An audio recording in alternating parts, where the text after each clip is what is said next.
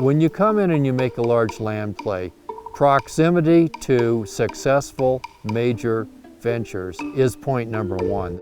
If you look at Nevada, the reason we have these mountains and valleys over and over again is because everything's being torn apart through time. It's literally being pulled apart like an accordion.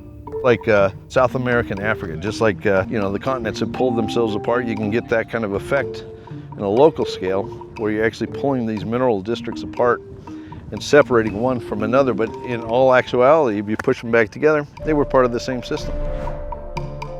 If you find an ore body on one side of the valley, you want to look south 45 degrees east or north 45 degrees west to find the broken half of it. Tectonically, this was a unique part of the world.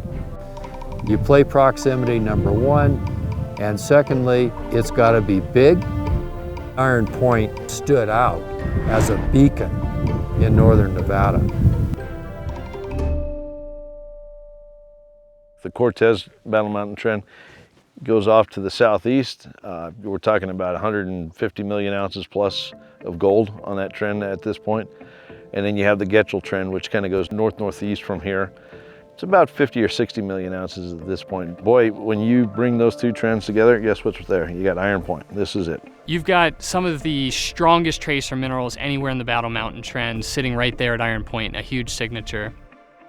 You can practically pick up any rock on this property and you will get extreme numbers of arsenic, antimony, mercury, which are the pathfinder elements that are associated with Carlin-type gold deposits. And then on top of that, you've had for 50 years, $30 or $40 million of drilling done, which would beg the question, well, if they haven't found it yet, then where is it? Well, nobody looked in the right spot. They were all drilling shallow holes in very low mineralized upper plate rock.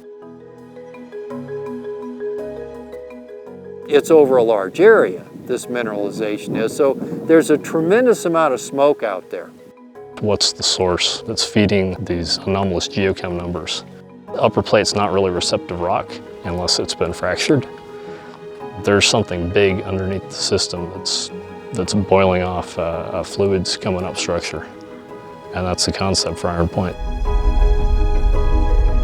It's quite evident that you're dealing with a district scale hydrothermal system that could be potentially capable of generating a very large gold deposit. Because remember, you're really right in the middle of gold country.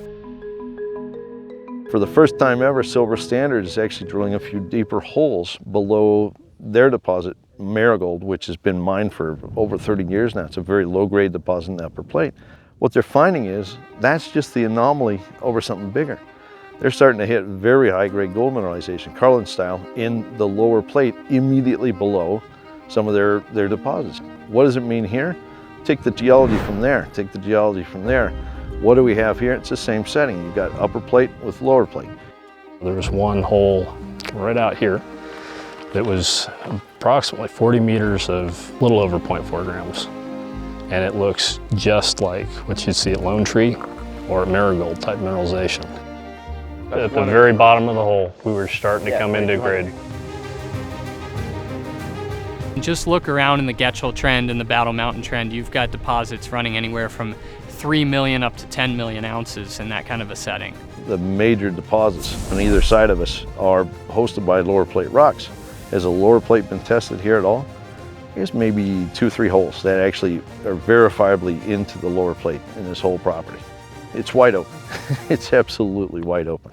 Quinton says we've got to drill this thing. That intersection hypothesis with the geochem around this area tells you there's something big going on. We've got lower plate gold hits in the Roberts Mountain Formation. Anytime you can do that, you got a shot at an elephant deposit.